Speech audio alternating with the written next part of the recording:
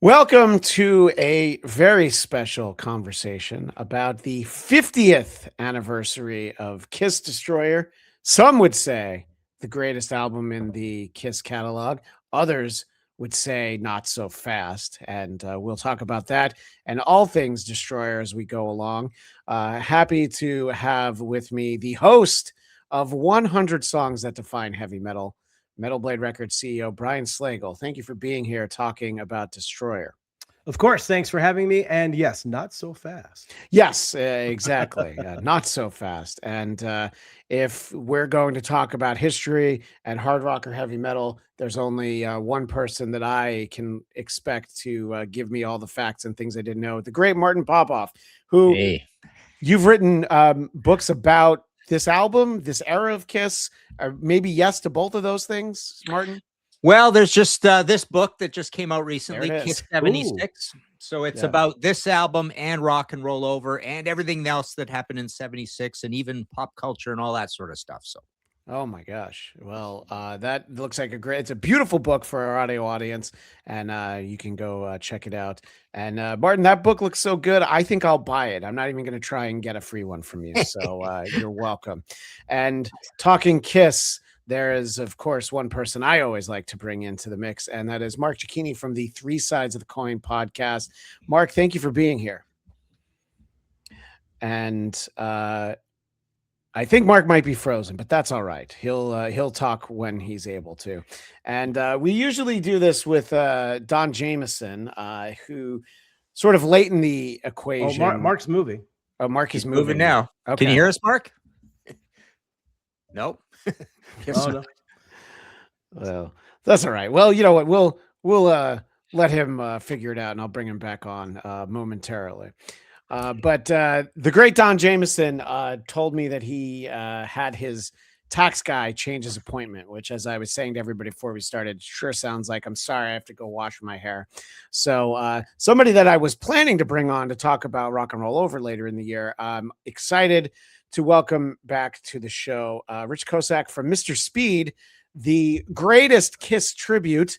And we appreciate you being here talking about one of, if not the greatest Kiss album, which we'll go through. I think Mark might actually still be frozen, but that's all right. We're having fun with it. That's the most important thing. He needs.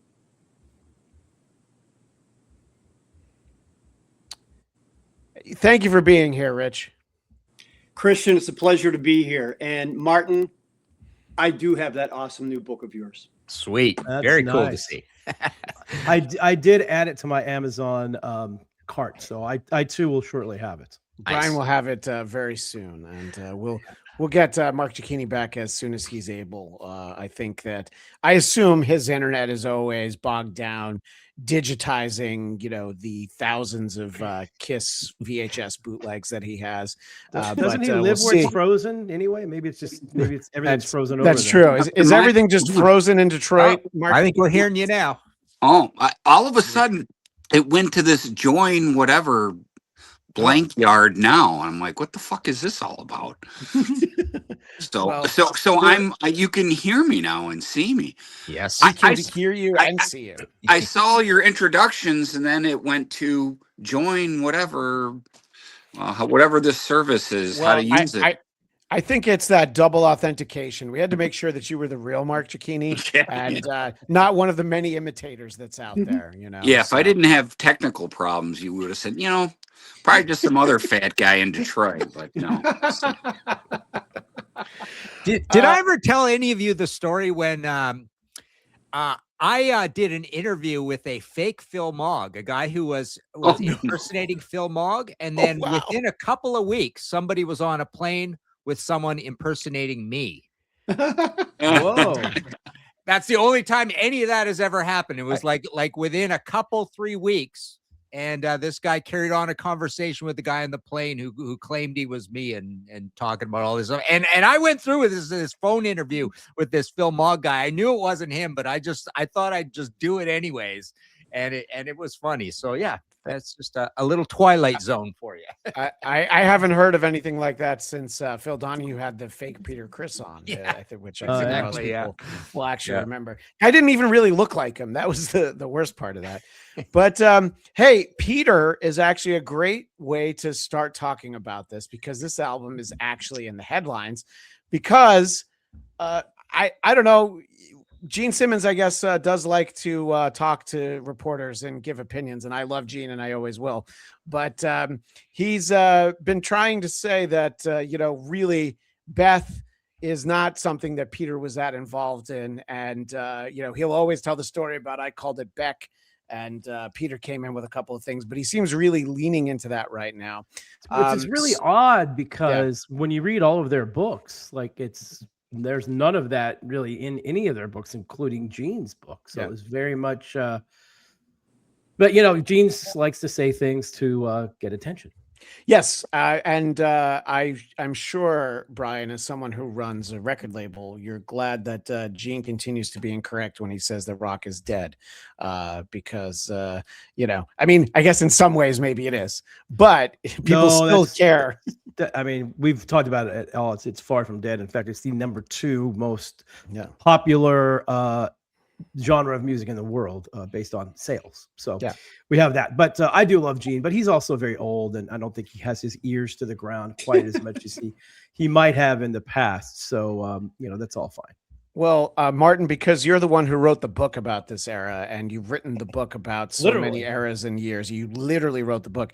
Are you, like Brian was saying, surprised to hear this from Gene, considering what all of their books have said previously about this song? Yeah, it is a strange thing coming just out of the blue, and I guess it comes in tandem with the whole hip hop shouldn't be in the Rock and Roll Hall of Fame thing as well. But it's I guess a well documented history that it comes through Peter, and obviously Bob Ezrin's a big part of it as well. This is part of his vision for that album, and a lot of his vision for this song. It's got no drums in it. It's got symphony in it and stuff. So it was a big deal. But we know it comes kind of from Peter's past. So I don't know. Mark can elaborate, I'm sure. Yeah. Mark, what are your thoughts as you hear this? Because, the story's always been that Chris co-wrote it with Stan Penridge, and obviously Bob Ezrin, like Martin was saying, heavily involved in every song on every record he's involved with. Well, except for maybe the Elder. He might not have been as involved as he could have been. But for Destroyer, for Beth, what do you think, Mark? Well, it's not so much what I think; it's what I think we all know, and I'm guessing anybody tuning into this podcast is a bit of a Kiss nerd.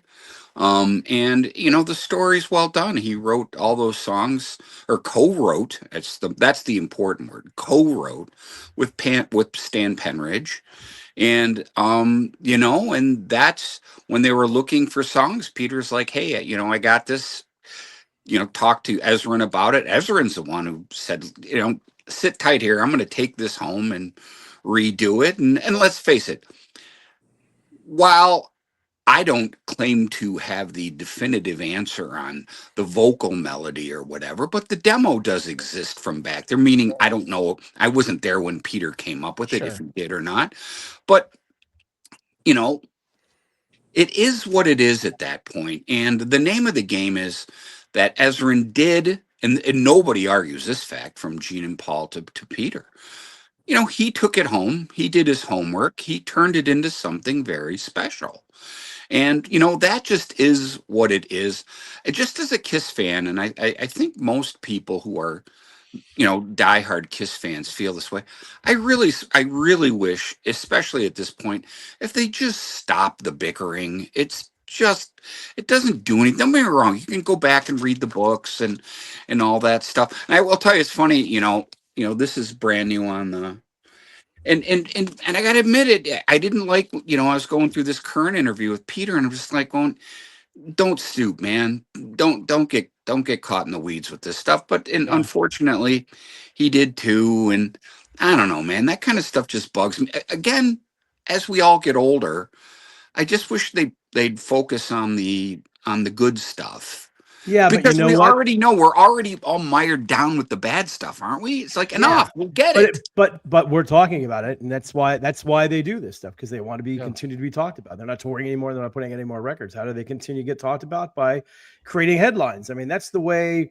Unfortunately, this is the way a lot of entertainment works these days. I mean, that's why actors and actresses like complain about the paparazzi, but their people tell the paparazzi where they are at all times to make sure that it's the whole game that everybody plays, and it just is sad at this point in time. Do they really need to do that? But they're doing it for whatever reason. But it is a bummer.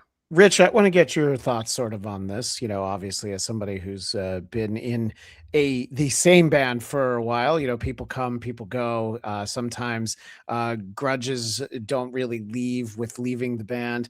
It seems like there's a lot of issues with Peter still at this point. When you hear all this and sort of everything we're saying about it, what are your thoughts about the fact that, like, okay, now Gene is saying that Peter didn't even really have anything to do with Beth? Well, I think it's the same with my tribute band. I mean, we are way down here and Kiss is way up here. And I always say any press is good press, because if somebody's talking about your band, you're doing something right. So we get shit on a weekly basis in Mr. Speed. And all we're trying to be is better than we were yesterday. There's enough Kiss style bands out there that I can see and not emulate to know that we're going in the right direction. From Mark's perspective as a fan, it is disheartening after all these years. Just shut the hell up.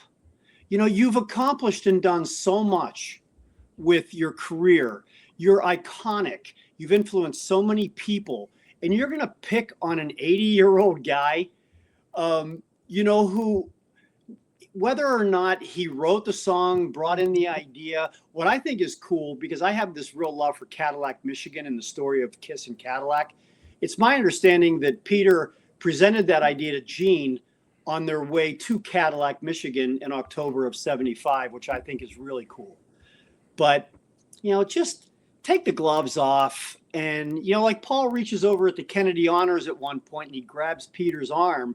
And you could almost see a little resistance from Peter as he did it, but he did turn and look at him and acknowledged him. So there is that human touch between these guys. Let's enjoy that, again, to Mark's point, because as we age, we all sort of understand how this all works a lot better than we did 40 years ago. Yeah, and I mean these guys are the ones who started it all together. Obviously there's no Kiss without all of the hard work for all four of them. There's many people that kept it afloat thereafter. That's not so much the point as to what we're talking about. But it does bring us back to 1976, and Destroyer comes out. And Mark, I don't actually know the first time you saw Kiss perform live, so I don't know what that timeline is. But I know you were already a fan at this point. So huge fan by then. Yeah.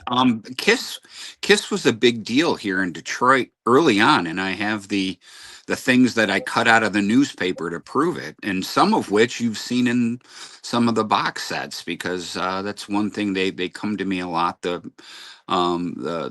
folks at Universal and stuff like that, they asked me what I have, and I was one of those kids that I didn't know I was collecting Kiss till I had boxes of it, and I'm like, oh, but yeah, they really were big here. My first time seeing them, because I'm 60 years old here, I'll be 61 in a couple of months, and first time I saw them, I was 14 at the Pontiac Silverdome with Cheap Trick and New England opening on the Dynasty tour, and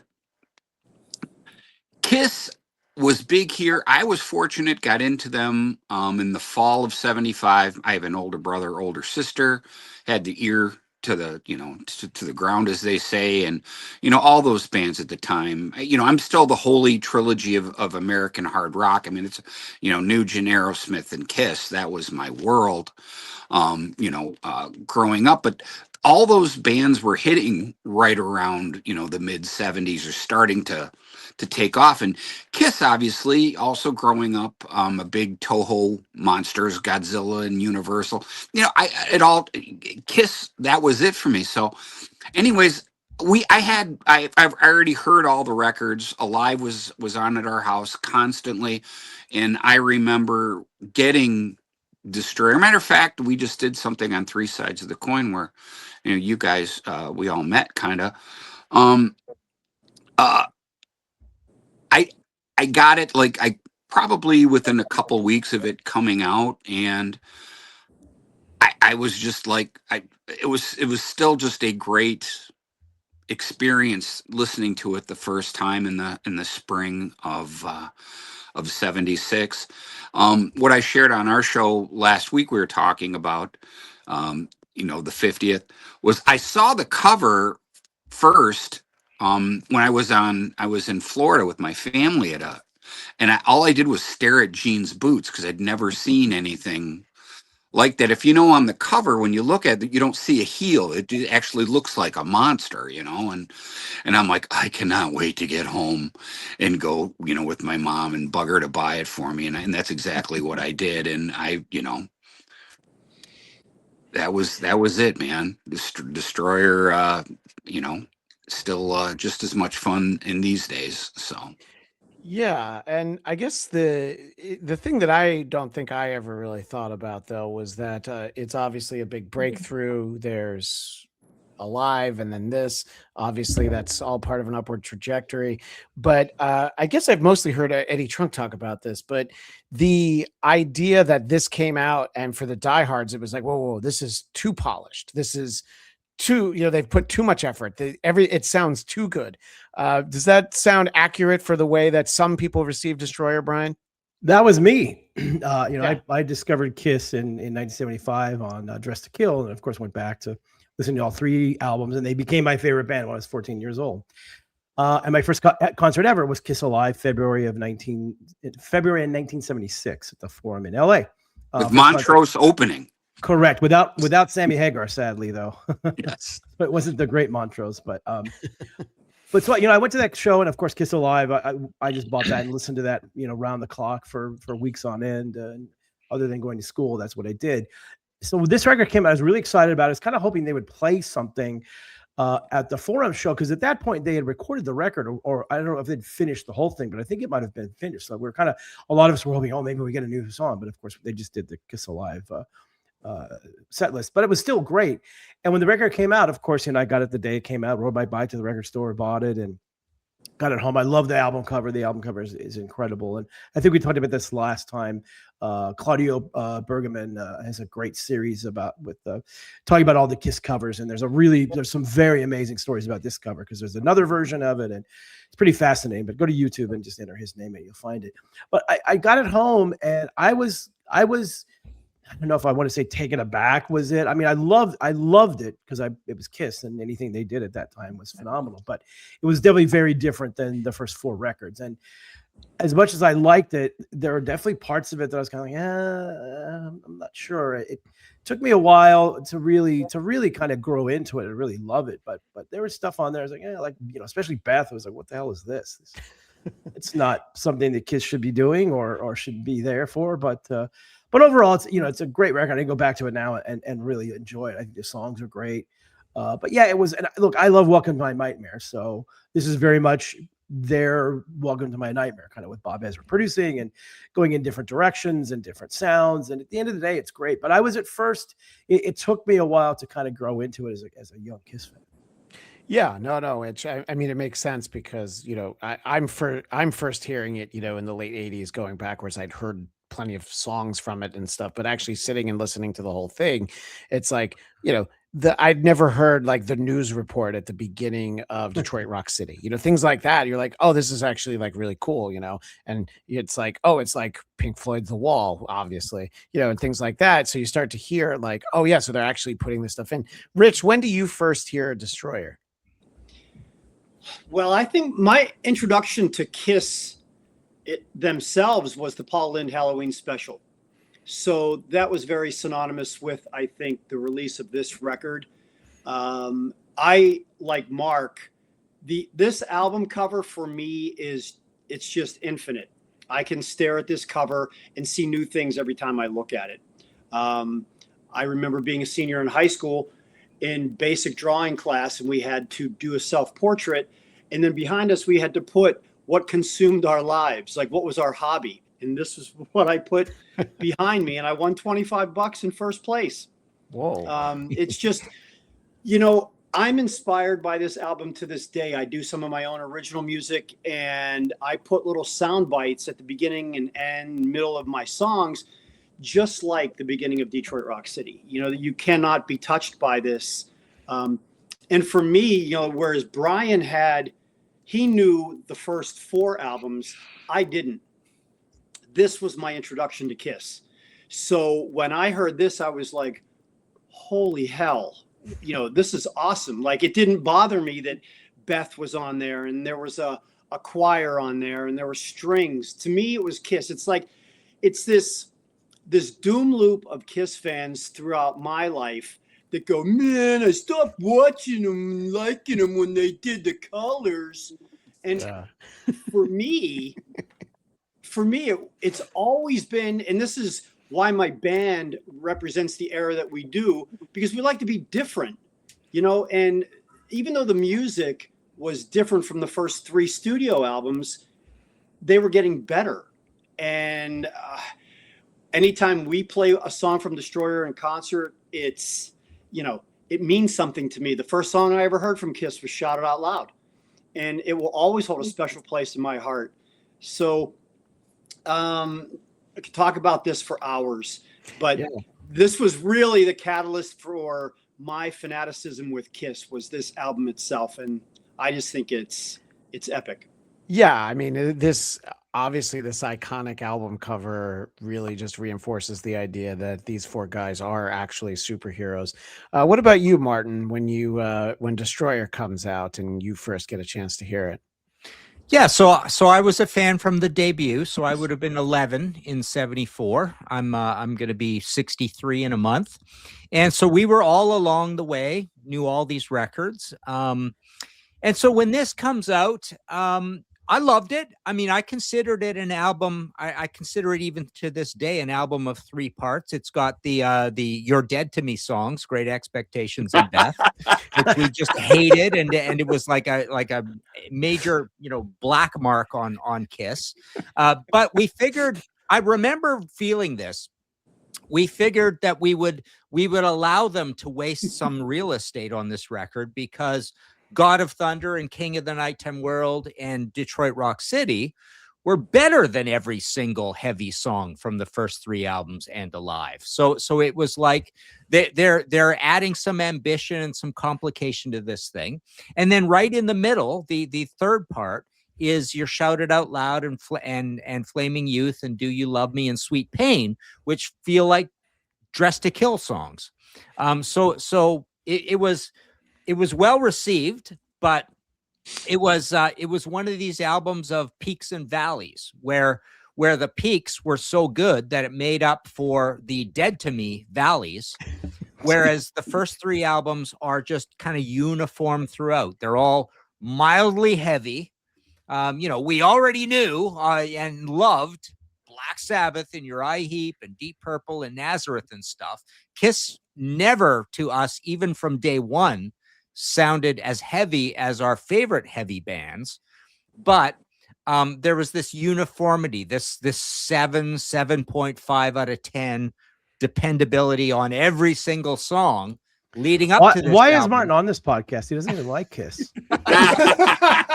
No, he really likes King of the Nighttime World, Brian. So now there's 10 out of 10s and 2 out of 10s and more 7.5 out of 10s. But Brian, you're right, because for us, I mean, I remember that the most amazing thing about 1976 was Aerosmith Rocks, Rainbow Rising, and Judas Priest Sad Wings of Destiny. But we loved Kiss as well. And I love this album cover and the title, and I love the back cover, and I love the text at the top, and Join the Kiss Army off of this, and the whole deal. So it was a super exciting time, you know, leading all through this with Kiss. But you know, it was not, we already knew that this was kind of not as good as Sad Wings of Destiny. It's a good thing that you didn't have to write an essay to join the Kiss Army, Martin, Wow. because I think that they wouldn't have sent you the card. I gotta debate Martin just a quick minute. Please here, do. First of all, I hate that I'm the oldest one on this panel, but that's okay. It happens a lot. But so I just turned 50 last month, and I'm the kid. Shut up. So, obviously I have this record company that's known for being super heavy. And those 3 records that Martin mentioned are 3 of my favorite albums of all time. But in 1976, I was by far first and foremost a Kiss fan. They were my favorite band, and they could do no wrong. As well, I liked all those other albums. I looked at those records as having the same thing that Martin talks about. Those records having there's a few 6s, a few 7s. And even this record, as disappointing as some of us were about the couple of songs, I still think those songs are great. But I go back to, the first album, those are all 10s. There's no 6 or 7s on those records, but it's everybody's different taste, obviously. But I once you've heard Master of Reality, Brian, those can't be things anymore. No, I had heard all those before I got into Kiss, but I just loved Kiss. It was just that was the band that I thought had, because it was heavy, but they had songs, they had the image, and it's the whole thing was whatever reason it resonated with me big time. But so I'm guessing you're a much bigger Aerosmith fan than you are Kiss fan, Martin. Because there was always that back in the day. Yes, I'd say a little bit bigger for sure. And Rocks is one of my favorite albums of all time, and I love it more than every single Kiss album. Absolutely, it's an absolute masterpiece. I don't like the debut. I know we were talking about that earlier.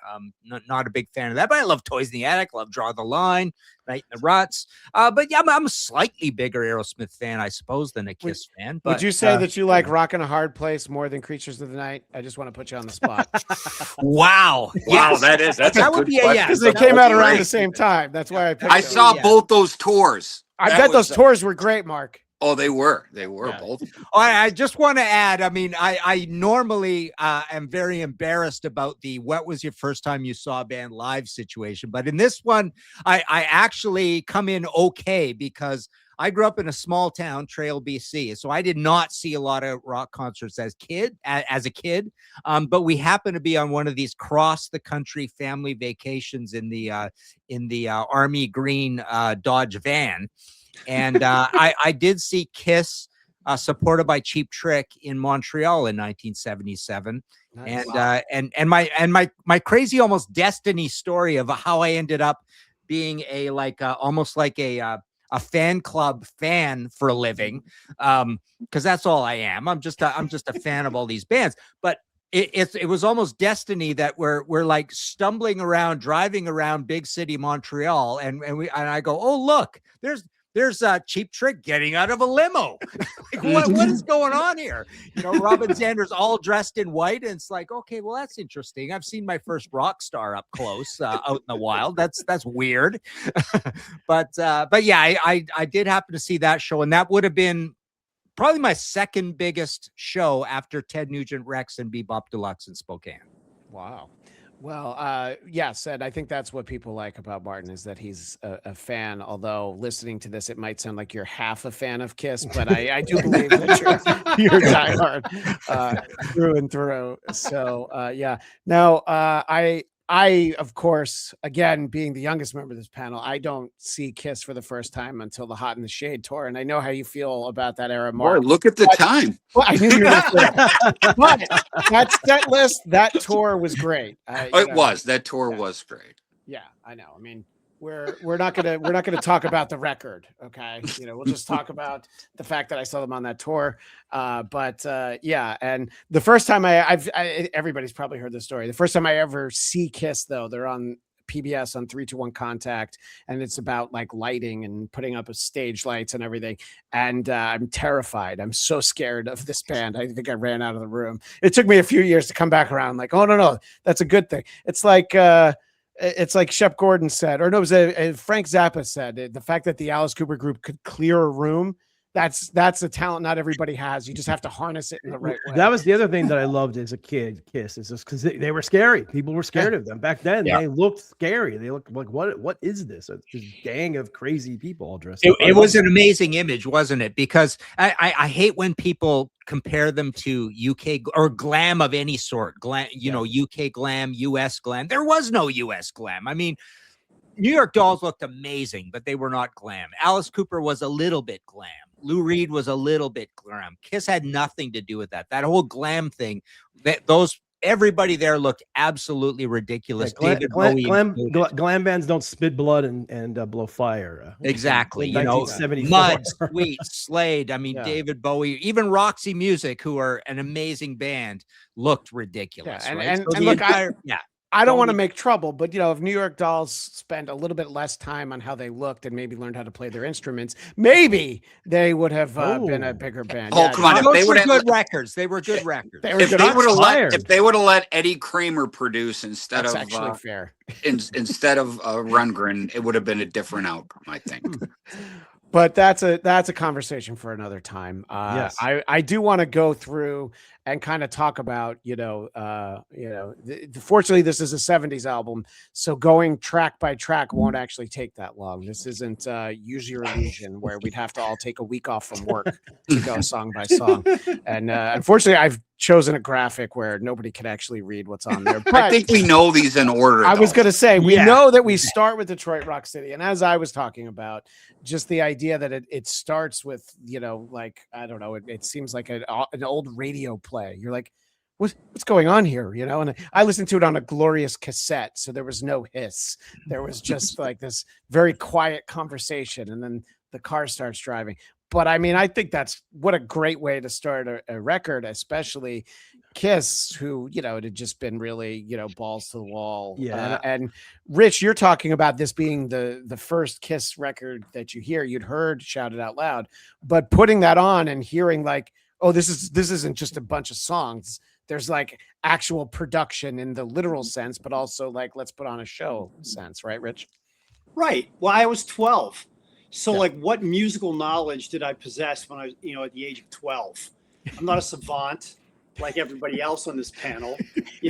I was a kid that was, that was like a sponge, and I just wanted to know everything I could about it.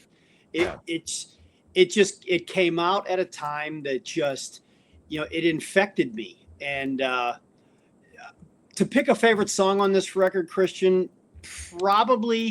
I'm probably going to go Shout It Out Loud / Flaming Youth. We did Flaming Youth in Vegas at that Landlocked event last November. It doesn't get a lot of love. Interestingly enough, someone on this panel said it could have been on Dress to Kill. That's an interesting point of view. Yeah. I never looked at it like that.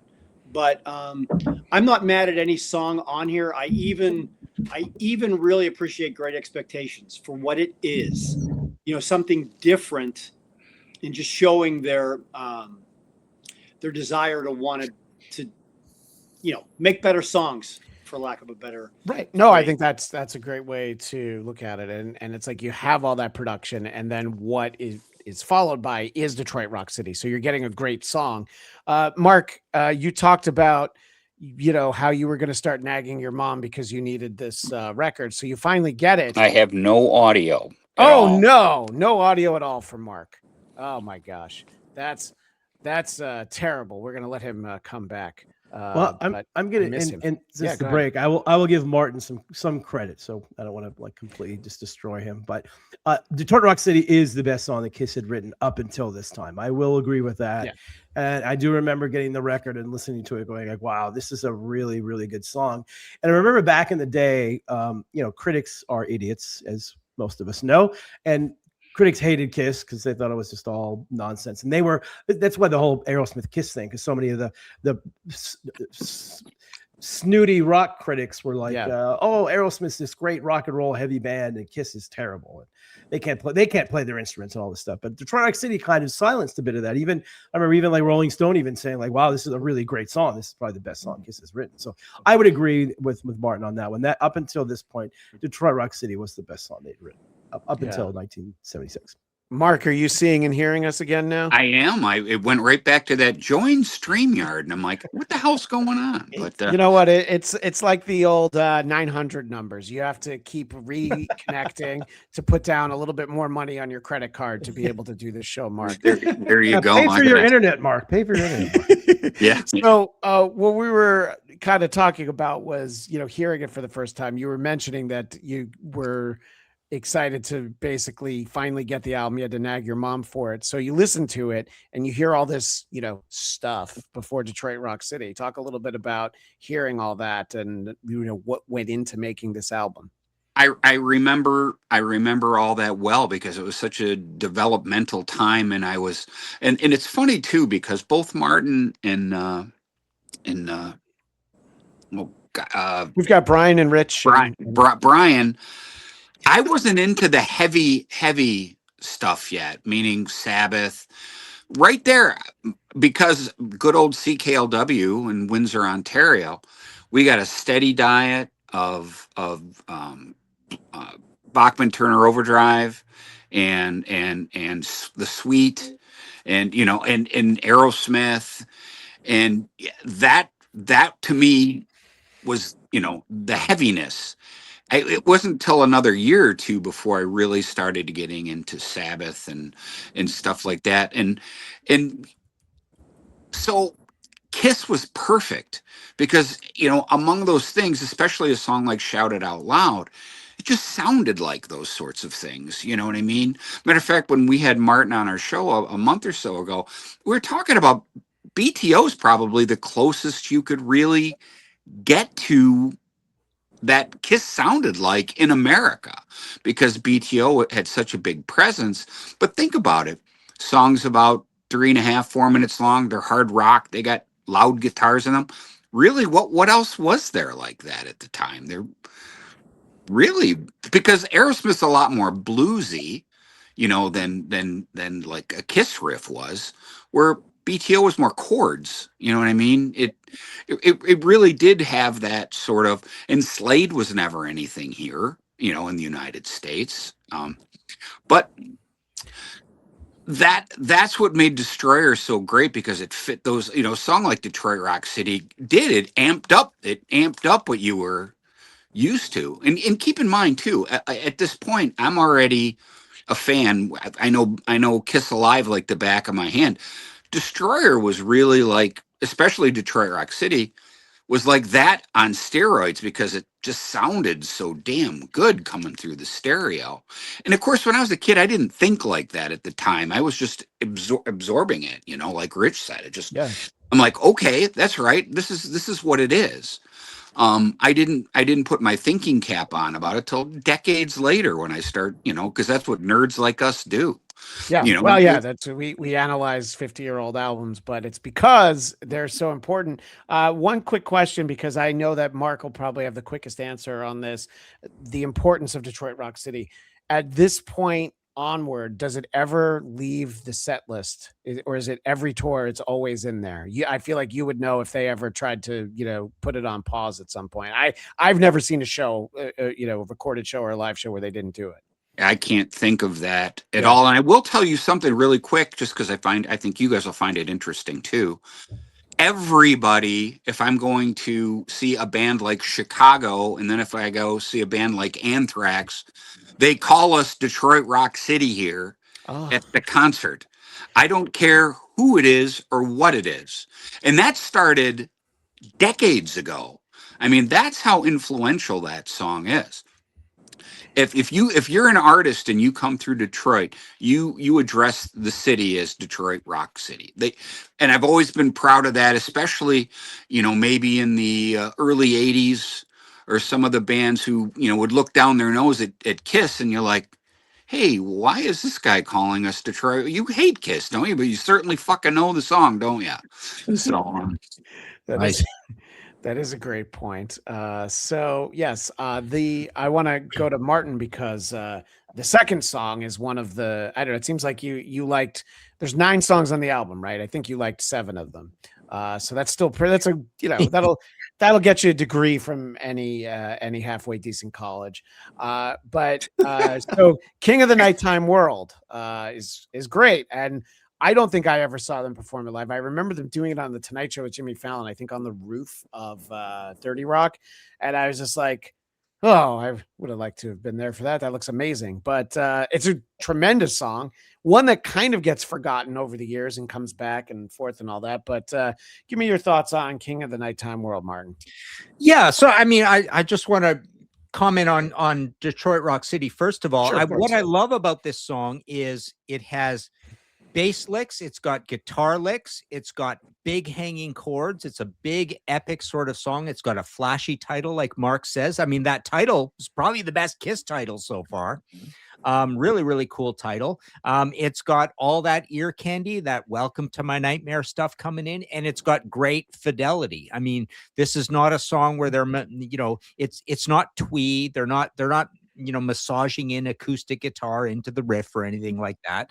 It's just it's got an incredible vocal from this great singer with a great voice. Both two things there, right? Great singer, great voice. Yeah. And then you roll into King of the Nighttime World. And again, I think you're listening to a song that sounds a little deconstructed, a little dangerous compared to, you know, the sort of sensible pop put together kinds of songs on Dress to Kill. It sounds a little loose. It's a little panoramic. There's some atmosphere to it. There's those weird shotgun Peter Criss snare, you know, single stroke rolls going on in it. It's just a little weird. So it also has a very, very flashy title. You know, Kiss has a few flashy titles. I mean, I suppose the title of the album, Hotter Than Hell, is pretty cool. That's pretty cool. But we are moving into like King of the Nighttime World. It's a long title and it's flashy and it's cool. So yeah, two songs in a row. I think they're already more complicated than anything they've done earlier on. They might not be the polished jewel, Billy Joel, Tom Petty, Fleetwood Mac, Eagles perfection of songwriting, as Brian seems to think some of those songs maybe on Kiss are, right? But they've got this new kind of you know, both of them have this elevated complication to them. No, I'm pretty sure Brian only likes Kissin' Time from the first record. Obviously, I'm kidding. I love Kissin' Time. It's fine. I mean, we barely even registered that it was a cover because it fit in so well. I'll pull a Mark for a second. Look at the time. Rich, I'm sure that, you know, it's probably not one that everybody's clamoring for, but I'm sure that King of the Nighttime World finds its way into a set list now and again. And I bet the diehards like me would probably be much more excited than somebody that's like, okay, I'm here for 5 songs, you know? Yeah, you know, if you listen to Kiss Alive 2, it starts Detroit Rock City into King of the Nighttime World. And every Kiss fan expects that formula. So this past weekend in Palm Springs at our show, you know, I went back to a 1980 set list when I constructed our set for this year. And we don't end with Rock and Roll All Night anymore. We end with Black Diamond in our show. Nice. And the song right before it is King of the Nighttime World.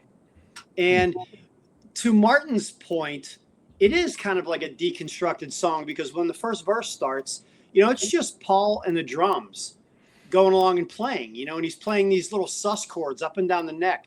And that's a pain in the ass to have to look at when you're in 7-inch platform boots. Let me just tell you, you know, and the lights are in your eyes. But the tricky part about it is the outro guitar harmony solo in the song. And, you know, there's so many Kiss songs we can play, which we don't. We can play 150 shows a year. And at every single show, somebody's going to walk up to us and say, how come you didn't play this? You know, because there's so many cool songs from their catalog that people want to hear. And because we represent Eric Carr and the Fox on our drums, we constantly have our ass handed to us because we don't do Beth anymore. You know, I was having a debate with a woman after the show on Saturday night about it, you know, and she just didn't understand. And, well, she probably has smashes, thrashes, and hits, and she prefers that version of Beth that Eric Carr did. I don't even think she knows that album exists on this planet. Yeah, because I asked people in the crowd. We had a technical difficulty with one of the guitars. And so I had to monologue with the crowd. And I said, okay, when was the first time anybody here saw Kiss? And this same woman raised her hand and I picked on her and she said, yeah, my son went out as one of the Kiss guys for Halloween. I mean, she was completely clueless. So that's kind of like the kind of crowds we get sometimes. They just love what they love. Yeah. But for me, King of the Nighttime World is something I'm all too happy to have back in our show for this entire year. Well, now it makes me realize that, you know, the 2.5 hour drive to Palm Springs might have not been so bad. You know, if gas wasn't $6 a gallon in California, that I would have had to, you know, take out a reverse mortgage to be able to drive to the show. But I always keep an eye on when you guys are around. In fact, it was a couple years ago. I was in Vineland, New Jersey, seeing you guys because I happened to be at the Jersey Shore with my family. So I always keep an eye. Where do people keep an eye on Mr. Speed, since we're talking about keeping an eye on your tour dates? Just, you know, we don't need to get the plugs in at the end. No, you just go to www.mrspeedonline.com. We've got all the social media platforms there. You can see what we're all about. And for the record, I'm 62 years old. Just so that we all get we know where everybody's ages. Okay. Yeah. Luckily, we're not on the Jim Rome show. We'd all be off the air by now. Mention our age. Hey, one quick side note that I have to, since we're talking about King of the Nighttime World. Yeah, of course. I went to all 4 shows that Kiss recorded for Alive 2, and none of those shows began with King of the Nighttime World. Yes. It began with I Stole Your Love. So Settlers was wholly different. In fact, there's several songs on Kiss Alive 2 that are live that they never played live. So they're all Are they from like sound check, or I guess I think back in the studio. They went back in the studio and did all that because they never some of that's because I remember getting the record and going home. I'm like, this isn't the set list that I saw, and that was where they recorded it. So it's very bizarre that they I mean, I get it. They, you know, it made sense because that's the way they wanted to do it. But it was like they've never began the set with Detroit City. And one other quick thing, according to Yahoo AI, it is very rarely that Kiss has not played Detroit Rock City. They've played it on almost every show. Okay, yeah. So there's some useless information. No, that's very useful information because you know, it's there's only a couple of songs that you have to figure that they're never going to take out, and that's one of them. And you know,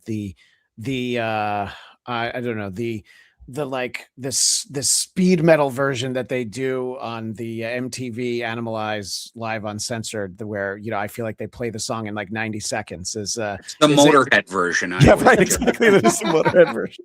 I'm telling you, I you know, while we're talking about drumming, King of the Nighttime World, you can tell that Peter Criss didn't come up with that part. I mean, Ezrin, that's fair, kind of beat that into him, and that's not and I want everyone to know that's not a slight at Peter Criss. And also, in case you don't know, again, if you're watching the show, you probably do. King of the Nighttime World's a cover. I mean, if you've ever heard the original, was the Hollywood? You know, I forget the name. That's one of the names. Hollywood Stars. Yeah. Hollywood Stars. Hollywood Stars. Yeah. Yes, with Kim Fowley and anyway, so you know, when they poached that song from them, you know, they reworked it a bit. And you can, if you listen to that, you can really tell how much work Ezrin made Peter do to make because that's a great drum part. That is a really, really cool drum part. Because it's so un-Peter Criss-like. And again, it's not a slight at all. But you know, Peter was a 4 on the floor sort of player, you know. This drum part has tons of atmosphere. And it's really cool. I always liked how they ended it, especially live with the dun dun dun dun. Again, just so cool and so much fun to listen to. And that's how come, you know, Peter's playing before 79 was a lot more dynamic. And you know, he kind of turned into a train wreck there, you know. He did, you know. Look, I got all the bootlegs to prove it. So you know, and that's kind of what broke my heart about the drum, because I've been playing drums for a very long time. When you get to like the Animalize and stuff, you know, Eric Carr was just, oh my, slow down. It just lost the groove. Rich, I'm sure when your drummer's playing that, the da da, he's got, you gotta hit those because it cracks your ribs when you do it right, and that's Yeah, what you and then want. also, Mark, from a singer's point of view, you have to be able to breathe properly when you're doing these songs. Yes. And if the drummer's just in it for himself, the band is dead in the water. So you really have to be able to rein that drummer in. Yeah, I again, that's a whole nother discussion for a whole nother podcast. If we ever want to come back and talk about how different some live versions are than than the studio versions. Again, that early '80s stuff, just it got mid '80s to just got crazy with the tempos. But anyways, getting back to King of the Nighttime World. It was the dual guitars. It's just a great song, man. And again, I could not picture that song without Ezrin's production because it really brings the whole thing home. Brian, we've said a lot about King of the Nighttime World, but I wanted to make sure you get a chance to weigh in. You did give us some facts, and actually, I it's always worth mentioning when these songs are covers. So I appreciate that coming up. But your thoughts on King of the Nighttime World? Great song. I mean, I don't really have too much to add that everybody else didn't say. So great song. We can venture on. Good. Well, then I'll kick it right back to you to talk about God of Thunder, which again, listening to the studio version for the first time, there's the basically the kids playing with microphones and they're trying to get it to all quiet down.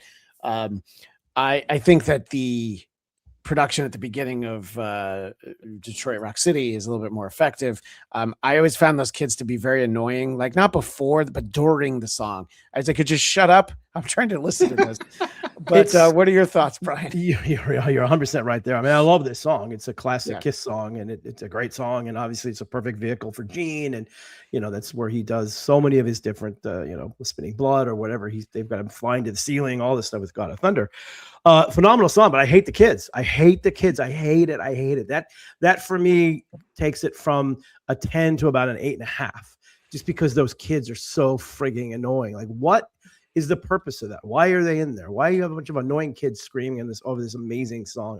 I never heard any stories why that was there or what Ezra had in his head or what the story was, but it's horrible. Amazing song, and that's one of the worst parts of any song I think I've ever heard in my entire life.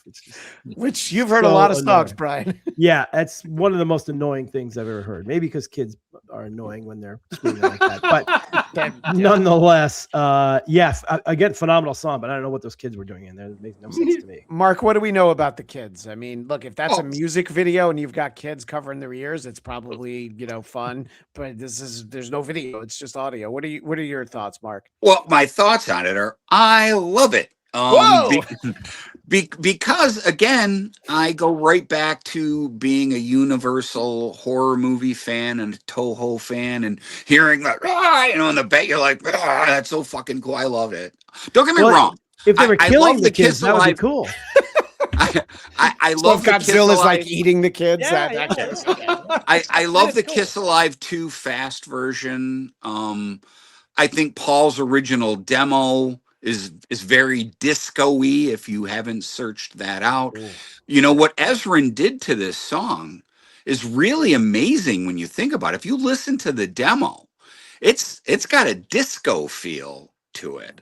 And it's very upbeat, and it's all about Paul trying to, almost like a Greek god.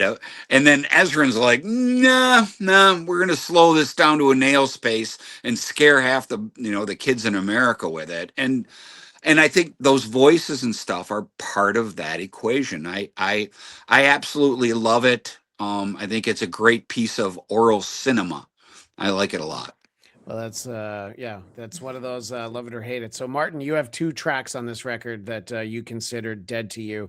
Is the kids make it like 2 1/4, or did the kids never bother you? No, I'm fine with the kids. The kids is cool. It reminds me of School's Out. It reminds me of Am I Going Insane on Sabotage kind of thing. I'm fine with it. It's ear candy. It reminds me of Welcome to My Nightmare. It's an atmospheric song. Again, if I compare it to anything across the first 3 albums, it's totally non-conservative. I mean, those three albums are full of songs that are very conservatively put together, and this is a weird, strange song. It's a doom song. What I love also about this album and what I love about Kiss is that they've got 4 very interesting voices in the band, and so this is a Gene characteristic sort of song. So again, just like the first two, I just remember thinking as a 13-year-old kid that these 3 songs were already kind of like raising the stakes, going to another level over the first 3 albums. So, Rich, any thoughts on ever when you're performing God of Thunder, adding in a track of the kids yelling in the middle of the song, especially if you're playing in Vegas just to drive Brian crazy? Well, you can bet your ass I'm going to consider it now. Because if this hasn't inspired me to do so, I don't know what will. I've never had a problem with the kids. I think the production on this is very inspirational. The reverb or the echo on the sound that is on the outro of the song. What in God's name is that? What did they do there? That you hear, it sounds like it echoes down a hallway or through a tunnel. But you cannot listen to this song and not stare at Gene on the cover of the album. This is the song that you look at that. I mean, Ken Kelly did such an amazing job with this album. You can see the individual personalities on the album cover with the guys. And when I listen to God of Thunder, all I want to do is look at Gene, because that's what art is supposed to do to you. It's supposed to pull you in to that canvas. And sure as shit, this is the song that does it for me. Even though Gene had 3 songs on the record, this is the one that epitomizes that cover. Nice. Yeah, no, absolutely.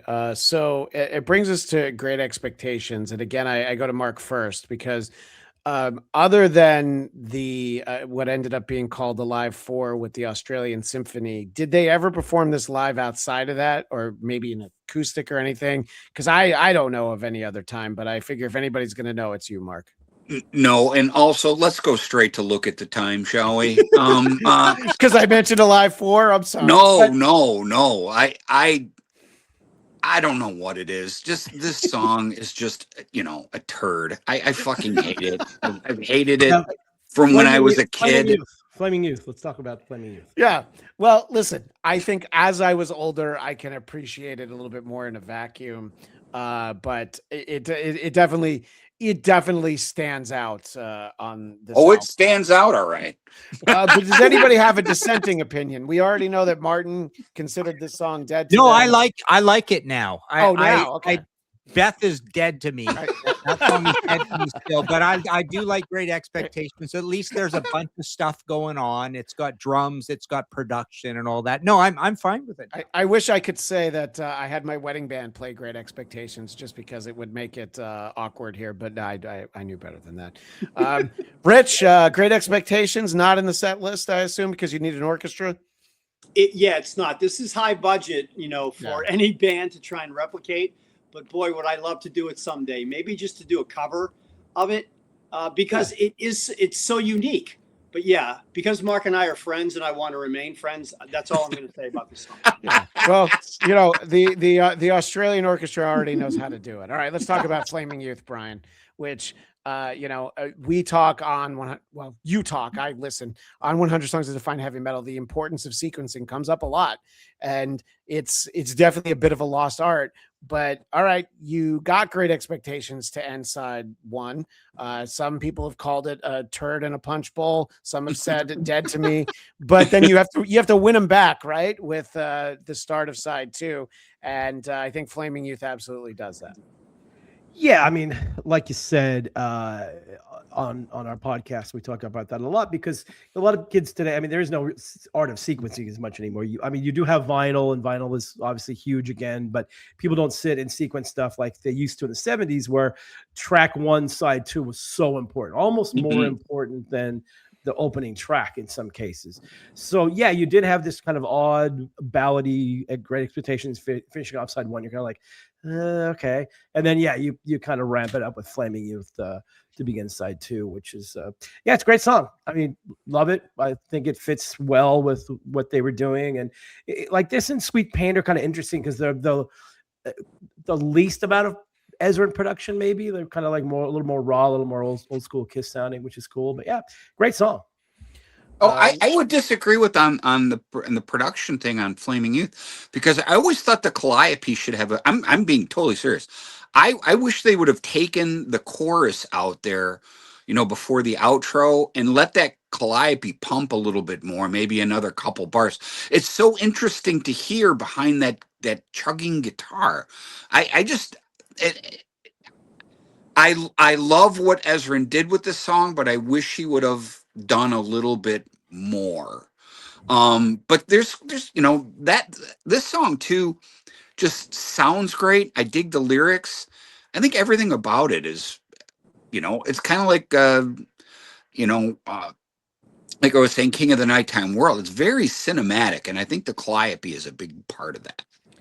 Yeah, it's one of, we'll talk in a couple songs, Shout It Out Loud. I mean, it's one of those songs. There are so many of those. I think that the kids might call them bangers today, but even though I'm the youngest one on this panel, I'm not young enough to throw around terminology like that. But there's just so many of these great show-stopping, crowd-pleasing moments. What are your thoughts about Flaming Youth, Martin? Will they set the world on fire? I don't know. Well, we had a whole rating system as kids that we used, right? So this album, I can still remember it now. It went really good, really good, really good, lousy, lousy good, average good, average good, lousy, average good. Then, again, why is Martin on here? By the way, and how Canadian is it of you that you don't hate anything? It's just it's pretty good, eh? This was called a lousy good, which meant it was a good. Wow. It counted as a point, right? And then we had so-sos, and this album didn't have any so-sos because, like I say, it was a peaks and valleys album. So this song to us as kids was the lightest, poppiest one of the middle tier songs. So this would be Do You Love Me, Shout It Out Loud, Sweet Pain, Flaming Youth. And I also feel like it's a follow-up to Department of Youth. It just feels like, I've always said this, Department of Youth, Cold Ethel, Black Widow could have been on Destroyer, and a bunch of Destroyer songs could have replaced, those heavy Kiss songs on Welcome to My Nightmare. That's true. And so this feels like an okay one. It's a little tepid compared to the next two. Well, and then a few years later, Alice Cooper dips his toe in the Pain ink with I'm Pain in Flush the Fashion. So Sweet Pain. Yeah, you could put these all together on a great mixtape back in the day. But Flaming Youth, is it better than everything on Done with Mirrors, or do you think it's a bit of a push? Oh man, Mark, I got into some trouble on Mark's show talking about Aerosmith versus Kiss, right? Okay, that's fine. I don't want to get anybody in trouble. I'm mostly just having fun, and I tend really to look how confused I am. I'm wearing a Joe Perry hat and a Kiss shirt. Nice. Well, I think that a lot of people. Here's a big Kiss fan as well, Snowy Shaw. He loves his Kiss. I'm the only one. I'm the only one here on the show wearing a shirt for someone who's on the panel. I've got my Mr. Steve. There you go. There you go. Yeah. So I don't know what I win, but I get a copy of the home game, I guess. Rich, Flaming Youth, I feel like when it's in the set list, people are going to be excited, except for a couple people that we're talking to at this moment. Yeah, as long as Martin doesn't show up at our show, I think I'm good. You're going to need Martin. Martin's going to have to. He'll show up. Good to see you. Here's a suggested set list. He'll show up and say, "Don't play these," and it'll be an okay show. We played it in Vegas, as I said early on in the show, and it went over well. Not everybody who comes to see us is an avid Kiss fan like the five of us. Sure, but. I love it. I love the Pete Townsend opening A chord. There's a great video on YouTube. I think they did this in London, Ontario in 75 or 76, which is a killer version of the song. They switch up the arrangement a little bit.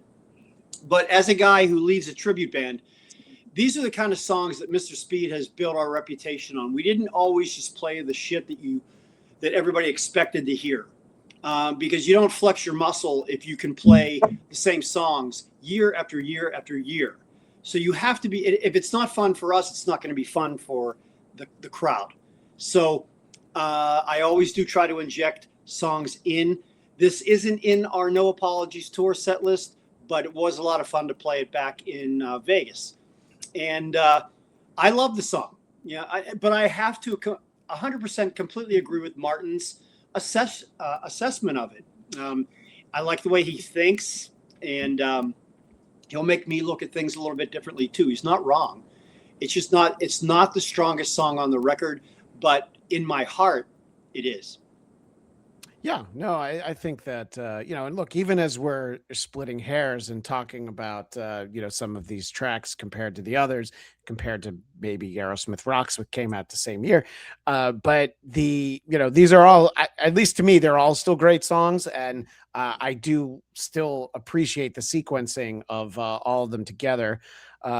So Brian, you mentioned kind of Sweet Pain in passing about the idea that it's not as Ezra-y, which I think is, if it's not a word, it should be, because you could really apply it to a lot of records. But do you think that helps it stand out, that it's not quite as Ezra-y as it could have been?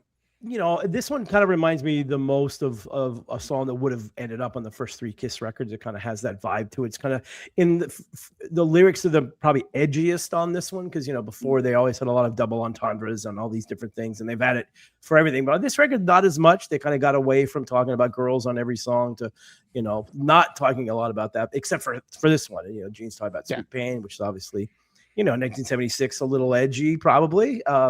But it's a good track. The weird thing about this track, though, is that Ace Frehley playing lead guitar on there, which is a bit of a. I mean, they've added his solo on later versions of it, but the original one was not Ace Frehley playing lead on it, because he was so. I mean, famous story. He was so messed up during the time of them recording this, and Ezra I think he didn't show up to the studio one day or a couple days, and Ezra's like, screw this, I'm just gonna have somebody else play it. Was it Dick Wagner, or it was Dick?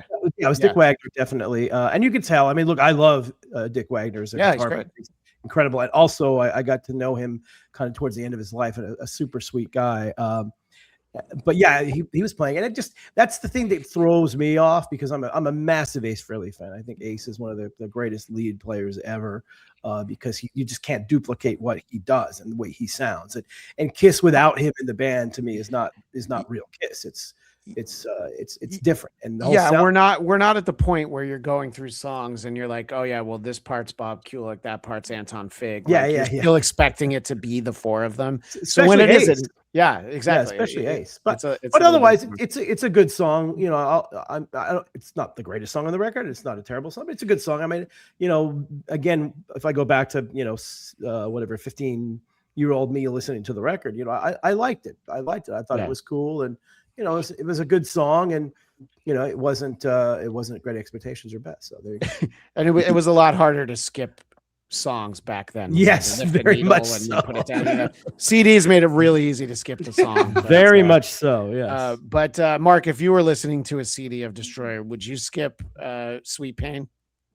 No, but of the songs that I like, which basically, if you just want to read that, All But Beth and Great Expectations, and don't get me wrong, I actually like Beth.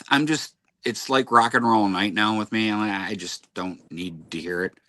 And that's the difference between that and Great Expectations. I like Beth. I don't like Great Expectations. But getting back to the topic du jour, Sweet Pain's good. I mean, it's okay. I look, by being them, Ezra made the right call on the solo. Dick Wagner did a better job than Ace. Sorry, he just did. Yeah. And that, and that's about it on that. Again, it's an okay song. That's all. It's just it's about it. It's just an okay song. Doesn't suck. It's just okay. Yeah.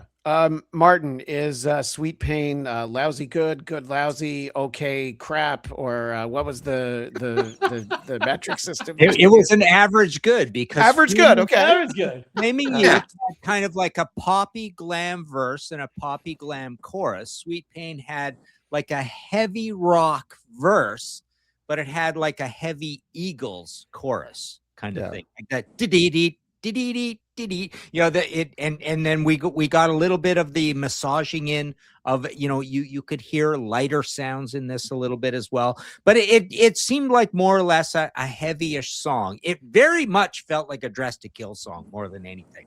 Also, to credit to Peter Criss. Not a Modern Hell song at all, but a Dress to Kill song. What were you going to say about Peter, Mark? Oh, credit to Peter on the drums here. You can tell it's another song that Ezrin coaxed out of him, drum wise, because not very Peter Criss like towards the end, but he nails it again. And Peter says this in many interviews when he talks about Destroyer, how tough Ezrin was on him, and this is a perfect example of that. Ezrin, made him play out of his comfort zone, and to Peter's credit, he nailed it. And by Martin's standards, sometimes average good is more than good enough, as evidenced by the fact that I'm still married after 17 years. Rich Kosak, I want to get your thoughts on Sweet Pain, which, probably people don't show up at at Mr. Speed shows with a sign that says Sweet Pain, but you never know. Everybody's got a favorite. Yeah, no, they don't. We have played the song on occasion, but it's not. I have to agree with the rest of the panel here. Probably my least favorite song, although to Mark's point, the snare rolls in the third verse of the song, where the little machine guns that he does on the snare, they're wicked cool, and it's the highlight musically of the song. And being a hack guitar player, waiting for a drum part is what music's all about. You should want to, be inspired and listen to things that, you can't do. And I think Ezrin, from what I've read and heard, was a taskmaster. And also being a band leader, you get people in your band that are asswipes, and these people need direction, and somebody's got to be the band dick and, keep everything on the straight and narrow. Otherwise, everything just goes off like this. So I can only imagine when the money started rolling in after a live and these guys were in the studio, doing whatever, that it had to have been a task. And I can only imagine what Gene and Paul had to deal with, because I've certainly had those experiences in our tribute band over 32 years. Yeah, no, of course. And, Brian, obviously, as somebody who's, been in the studio, you've produced, you've worked closely with bands. Sometimes you do need somebody to say, no, this is what we have to do. We have to get focused, even if we have to, get out of a fun city so that you can focus on the album. Let's everybody actually put all the effort into it. There's sometimes you need to have not even the bad guy, but sometimes you just need the grown up. I mean, look, sometimes a studio executive says, no, you can't do this with the movie, and it's actually the right call. Sometimes you need somebody to say, no, let's not do this. If only somebody could have said to Axl Rose, that second version of Chinese Democracy is fine. Let's not spend another 10 years. I bet his second version of it was better than what came out, although I don't actually know that based on anything. So, sometimes you need a grown up in the studio, right, Brian?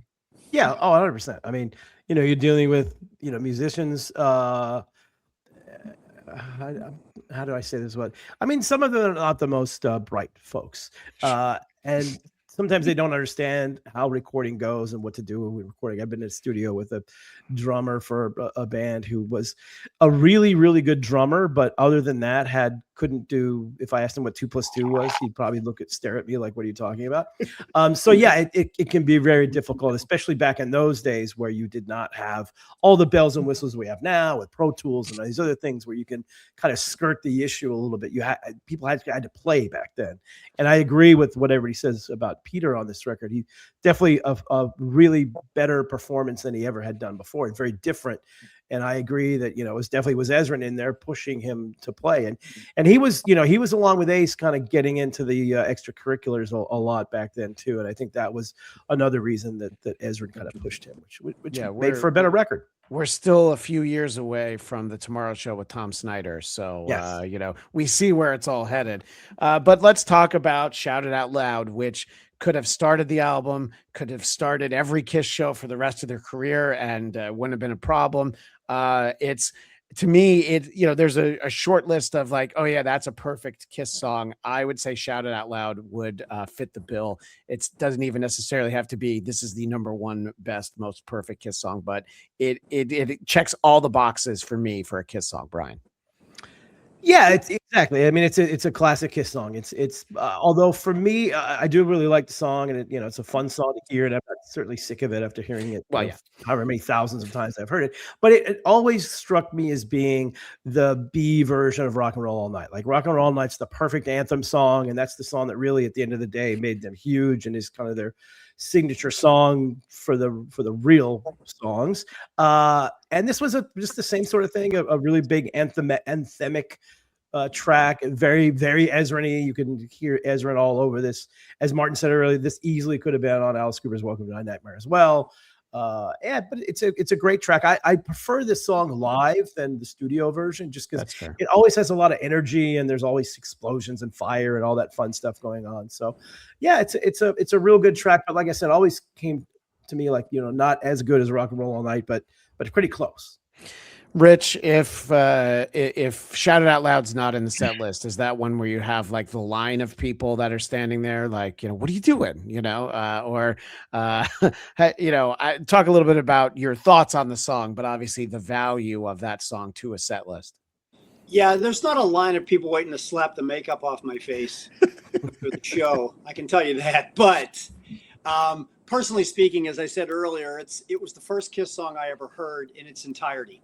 So it holds a very deep-rooted, special place in my heart. So we have always played the song. It is. I mean, Brian's points are exceptionally valid. It's an anthem. It could have easily started every Kiss show, but from my perspective, we usually put it towards the end of the show. It helps to build to a great climax for our shows, and there's just nothing about it that I can say is negative. So I'm going to defer to Mark because I got nothing shitty to say about this song. One of my favorite songs. I'll leapfrog Mark for a second. Martin, I feel like, Martin, you're probably going to have something shitty to say about Shout It Out Loud. No, I really like it. I think it's one of the anchor songs on the album. I mean, I always talk about this song in terms of the boogie A-B switch that I say happens with American rock and roll. American rock and roll is caught up on blues and boogie, whereas in the UK we got this imposing doom and classical thing. Uriah Heep, Black Sabbath, Ritchie Blackmore, Rainbow. And to me, what I like about this song is that it's the reverse of Strutter. So Strutter has this boogie rock verse and it has a modern heavy metal chorus, and this one has a modern heavy metal verse. And when Gene starts singing, whatever you want to call that part, the A-B, the B part or whatever, it's a cool duet kind of thing. That's when it goes boogie rock. So you get this nice link to their past and nice link to this American, blues and boogie rock past that goes on. But other than that, I mean, all the parts put together make for what we called as kids an average good song, which meant clearly right in the middle of an actual heavy song. I've learned a new Canadian word today. What's that? Boogie. We say boogie. We say boogie. Say boogie. I know. I get heck for that all the time. Boogie. So I didn't. We all love that great disco song, Boogie Wonderland. But to me, this Boogie was All Night. The fourth heaviest song on the album as a kid. It was like the first three on side one, then Shout It Out Loud, then Do You Love Me? But how does it measure up to Permanent Vacation? Well, again, yes, a completely different world. But, I know. I'm still gonna say I still, even though Permanent Vacation is such a Well, I mean, I don't know. I think Brian and I both actually like Permanent Vacation for the most love part. Permanent You mean The the song title of the track, album, right? I the mean, best song on, yes. the That- song of the album. Yes, by it's far. I even like the Aerosmith songs with Aerosmith albums without Joe Perry and Brad Whitford on them. Yes. So they're good. Aerosmith's all good. Yeah. The song "Permanent Vacation" is better than "Shout It Out Loud." Oh, wow. All right. That's a clip. That may be the best song of that whole album, actually. It is the best song. It's the on best song on Permanent the album Vacation. for sure. It is. By It's far. definitely not Dude Looks Like a Lady. Mark, let's talk about Shout It Out Loud. I mean, a lot has been said. Well, Shout It Out Loud is the quintessential, Kiss sort of anthem. I love everything about it. It's just fun. I like it live. I like it studio. And it was the first song from CKLW here in the Midwest that I ever heard off Destroyer, because, and Martin, correct me if I'm wrong, I think Your Native Land made that #1, or I know it was I don't remember. I'm pretty sure that Shout It Out Loud was in at least the top 5 in Canada, because it didn't do shit over here, but it reached I want to say. So yes, Canada Shout did It Out not Loud. have an official chart, right? I've- Canada had like this one sort of radio station that set the chart, but it was not that official. I mean, the US had an official chart and the UK had an official chart, but not really in Canada. If they'd wanted it to be #1, they should have had like a Canadian producer or something, right? Because they would fall under that Canadian content law. Actually, our artificial intelligence overlords say Shout It Out Loud by Kiss was a massive success in Canada, reaching the #1 position on the RPM National Singles Chart on May 22nd, 1976.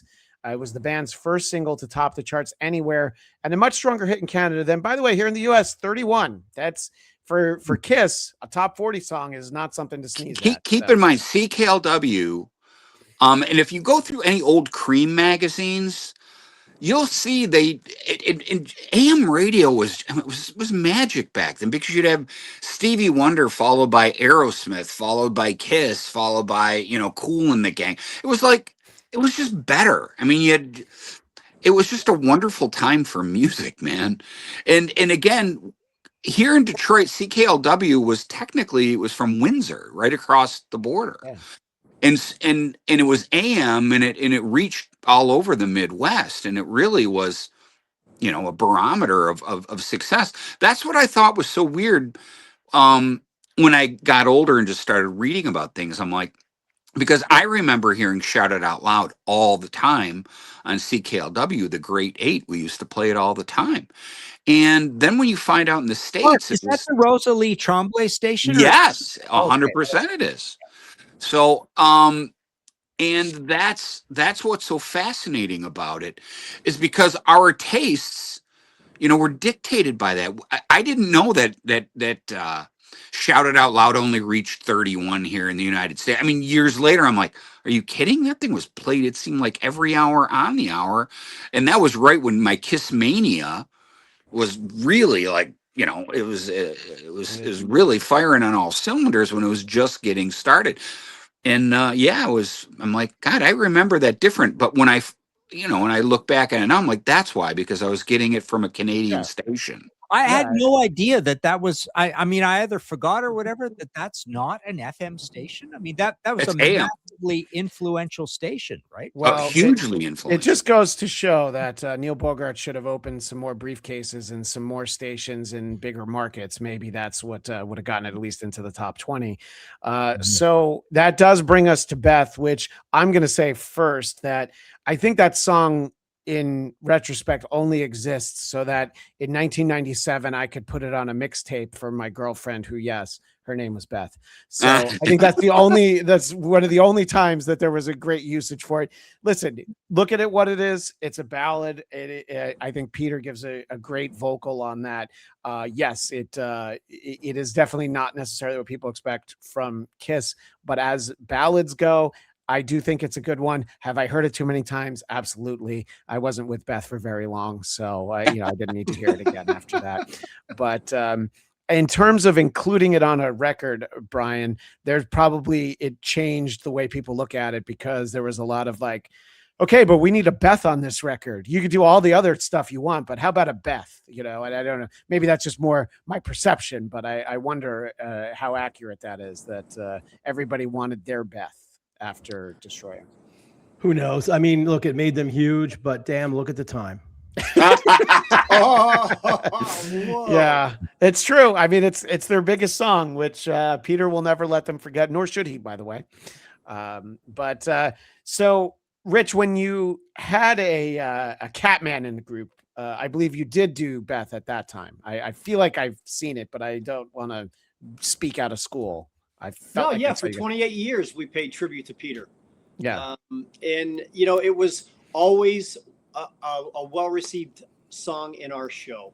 From a personal point of view, again, analytics weren't what they are today in 1976 for a 12-year-old shithead from the suburbs of Pittsburgh. I was listening to this album and it was Kiss, and for me it was awesome. So I didn't break it all down and go and get all doom and gloom. It just is what it is. And I'll say this too: if you ever have a discussion about The Elder, I look at The Elder the same way. Another Ezrin produced record that was Kiss, because it's all we had. And, there was no internet, so we couldn't go do all this other stuff. But Beth, for me, is just as important on Destroyer as the other 8 songs are. Sorry, Brian. Well, in 2031, we'll talk about The Elder, and that episode will be entitled "Look at the Time." Music from The Elder. I want to give anybody a chance to jump in on Beth. Any thoughts before we talk about the final track on the Well, album? I'll just add about Beth that I hate it. It's dead to me. I mean, I never liked any ballads as a kid, but when I look back, I love Home Tonight. I love You See Me Crying. I love Janie's Got a Gun. To me, the top shelf of ballads is something like Kim Mitchell, All We Are. So you can do a great ballad. You can be a little bit maudlin with a ballad, but these are horrible maudlin pop chord changes. The lyrics are awful. The strings are awful. I mean, we heard way too many strings in ballads back then. So they just went all in on all the things we hated as a kid. Well, Martin loves Aerosmith ballads so much that he can actually tell the difference between the 3 Alicia Silverstone songs. I'm still convinced they're all the same song, but Martin, no, that's amazing. That one's crazy. That one's crying. Yeah. So Brian, your face is classic. Your expressions when Martin talks. People are going to have to start asking Martin, are you actually a Kiss fan? And, the answer is yes. He just has awesome. He has a scale. All right. Mark, Do You Love Me? I'm not asking you that literally, the song. Yes and yes. It is I dig this song. I think it's really cool. And to the Kiss nerds out there, one of these days I got to ask Gene or Paul about this. Do you guys know, and Rich, you know this, and maybe you can shed some light on it. Remember when they came to Tiger Stadium, that was the first time they put that descending thing, whatever they where the fuck did that come? I always wanted to ask Paul every time I forget the fucking where did that come from? If you guys don't know, live in '96, they started playing this little tag in the middle of it. And it's really cool. It worked. I'm like, but it's not on the demo or anything. I'm like, where did that piece of music come from? So yeah, I dig the song. I think it's cool, and I really like the live version because it's got that silly little part in it. Yeah, no, I think that's and Brian mentioned. I mean, a lot of people get to know Kiss through live versions on Alive, but also Alive 2, which I think we'll talk about next year. I'm not quite sure. I gotta keep track of everything, but yeah, I think that it's a great one, and it's a great way to end the album. Martin, Do You Love Me? Yes, I do. I think this is a great song, and again, boogie A/B switch. Right, you've got the hanging chords for the chorus, so it's like quote unquote modern heavy metal. It's nothing fancy, but at least it bears no relation to old blues or boogie rock.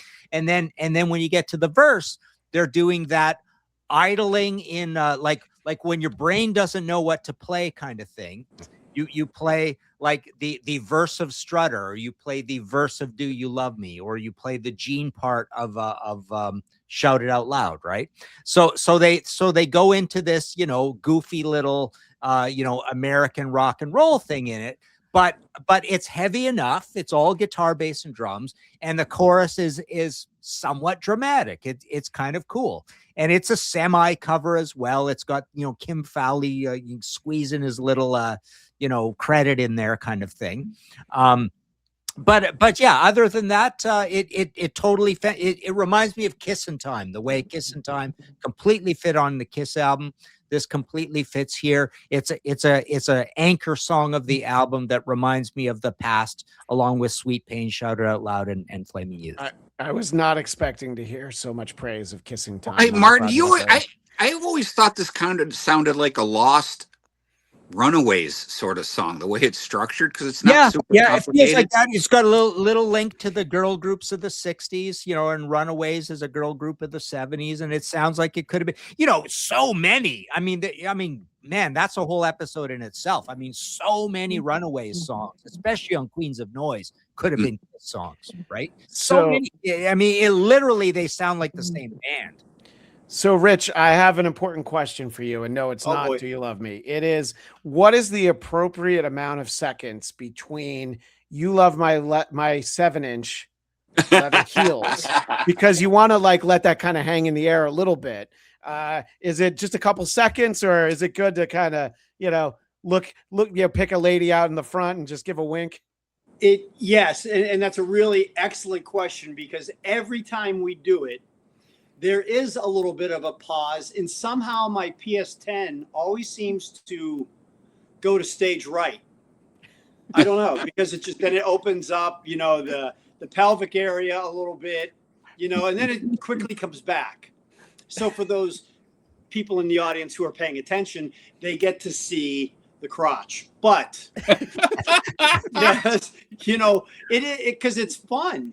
Yeah, this is one of those songs where we put it into the show. You've got the drums that start the song, so it can go as long as it wants to go, because then it starts to build the crowd up, and you can get the hand clapping and going. There's a lot of crowd participation in this song. And then to Mark's point, that part that they implemented on the reunion tour, we have always done. Every time we've ever played the song, we've always ended the song with that part, because wherever it came from, whatever stratosphere, it works, and it's the perfect ending to the song. So whoever comes up with that data, please let me know where they took that from, because I'm not a Kiss savant, but I am a nerd, and I would love to know. But this song in the Mr. Speed show is always one that is very well received, and I think it's a classic ending to the album.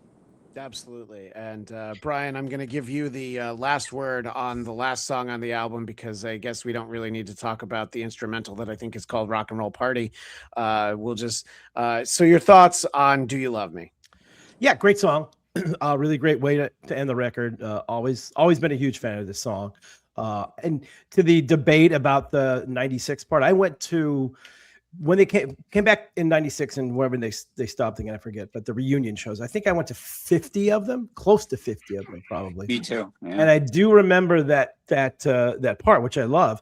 And it feels like an Ace part to me. It kind of has that Ace feel to it. So it might've been something that Ace just in a rehearsal room just said, hey, what about this? And that's kind of what it felt to me. Like they're just rehearsing it and like, let's add this extra part. Bands do that all the time. But yeah, the live version's awesome, especially the 96 versions of it.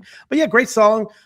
Very helpful. When I was very young, I was very shy. So this is a really good song to give a girl a mixtape and put this on the end and go like, yeah, what'd you think of that last song? as a way to get some knowledge there. But yeah, great track. I love the tongue-in-cheek lyrics and stuff. So yeah, it's a great way to end a very good record for sure. Well, and unfortunately, the heartbreaking part for Brian was when she didn't answer. She just handed him a copy of the James Bond novel, Dr. No. And, he found out everything that he needed to know. Oh yeah, that not literally happened, but sure. Yeah. And by the way, it's funny. You guys are talking about going. Sorry, the go ahead, wrap Martin. up of the album is amazing. I mean, I love that haunting end of the album. It really kind of wrapped it up in a very dramatic sense. It reminds me of Queen does this on More of That Jazz, where you get this little pastiche of what's gone on in the album, like your life flashes before your eyes kind of thing. It's a really cool ending to the album, and it's a great Bob Ezrin touch there. Yeah, very Bob Ezrin. I do real quickly just want to say that the album cover is so iconic and so incredible. That makes that record to me even better because that album cover is so amazing. And I've always been a massive Ken Kelly fan, starting with this record and, you know, all the stuff he did with Kiss and Manowar. We were, sorry. Oh, no. Brian's getting more furniture delivered. Yeah, right. He's got my ringtone. I didn't even know it happened on my computer. Sorry about that. Though Gene Simmons will tell you he wrote that ringtone. Yes, yeah. Exactly. But yeah, so Ken Kelly, you know, all the stuff he did with Kiss and Manowar, we were very, very, very lucky. We did our 25th anniversary box set, and Ken Kelly did an original piece of art for us for that, and he was a joy to work with. And I was in awe just even talking to him and even asking him. We thought, well, there's no way he's going to do it, and if he does do it, he's going to ask for all this money. But he was really reasonable. He did a phenomenal piece of art, and yeah, R.I.P. to Ken Kelly, one of the best artists of all time. Nice. Yeah, it's funny because you guys were talking about going to like 50 shows on the 96 reunion tour. And I remember pricing it out in 1996. I was still in college and I'm like, oh, I can't afford that. I think tickets were like $65. So the idea that it was like too much money and now you can't even park for what that show cost is crazy to think. But I do want to thank each and every one of you for being here and being a part of this. I know I wanted to do an hour, but if it's Kiss, it's going to be more than an hour and a half. But we appreciate that we did, 95 minutes on an album that's like 40, but that's all right. Brian Slagel, I know where people can find you, but what would you like people to look for when they look for more of you? Oh, go to socials, you know, Instagram and X and all that other stuff. What is going on? Somebody's trying to get a hold of you on social media. Yes, apparently. Yeah, Instagram, X, at Brian Slagel. I'm not really on Facebook a lot, but there is a fan page there. You're more popular on your phone than I don't know what is going on right now. But and of course, anyway, the podcast 100 songs that define 100 heavy metal, available wherever you get your podcasts. Check it out. We talk about songs like this and the history of heavy metal and what makes it happen. Yes, we have covered a couple of Kiss songs, and I'm sure we'll get to more, and Aerosmith songs, Martin. So, but you know that because Martin is on every episode of 100 songs that define heavy metal. I've been on like 3, and Martin's been on like 75. So we appreciate it. Martin, where else can you be found? MartinPopoff.com for all the books. I've got about 39 of my 130 titles available there, including the big fat Iron Maiden, Deep Purple, and Dios. Those are the recent ones on Schiffer and Kiss 76. Thank you, Rich, as well. And we are on fire with our YouTube channel right now, The Contrarians. We are doing so many shows on The Contrarians. I'm into that. I'm putting my collection into Discogs, so I'm out shopping again. I'm buying all sorts of stuff and doing little shopping shows there. And of course, I've got the audio podcast as well, History in 5 Songs with Martin Popoff. Well, yeah, we appreciate that. And Rich, we mentioned Mr. Speed Online is the website. Where else can people find more about Mr. Speed, the greatest Kiss tribute that's out there? Oh, stop it. No, say more. Just do it. www.mrspeedonline.com. Look on the bottom of the page for all the social platforms. I have my own page. I don't do X. I don't do Instagram. Bores me. If I didn't have a band, I wouldn't even be on Facebook. But that's fair. I appreciate that very much. And Martin, if you ever decide to do a book about a Kiss tribute band, call me. Okay, that's good. Yeah, he'll let you know which songs you do average good, which songs you do good. Okay, good.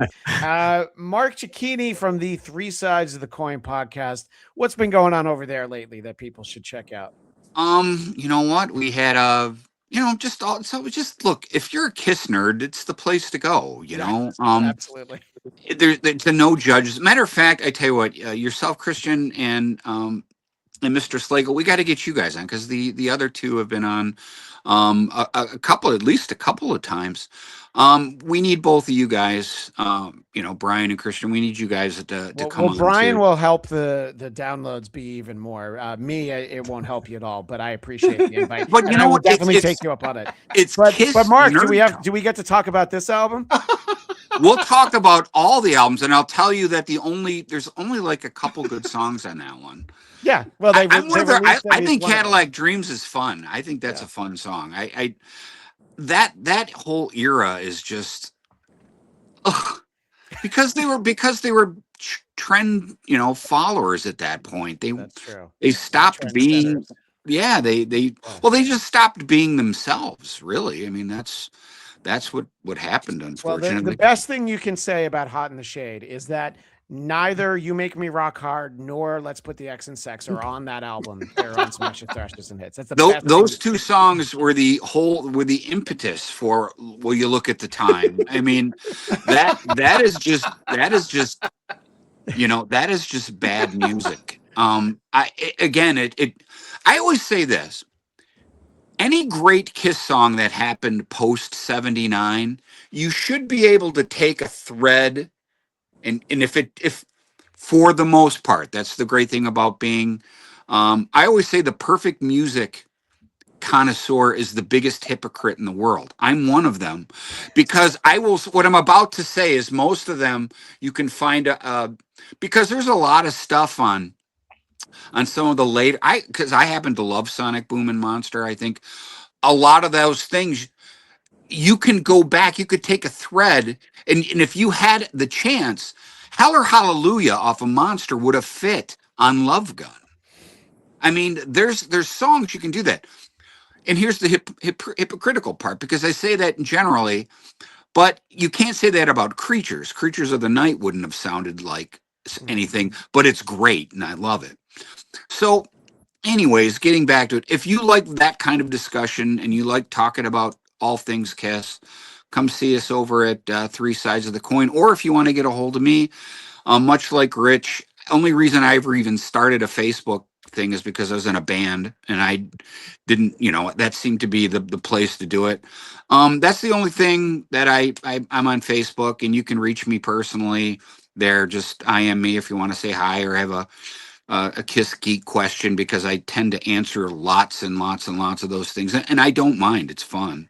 But what they should do is they should reach out to your co-host Michael Branfold if they want to talk about his favorite Kiss album, Crazy Nights. Yes. Because, that's not, you don't have time for that conversation. But Michael, he'll stop what he's doing to talk about.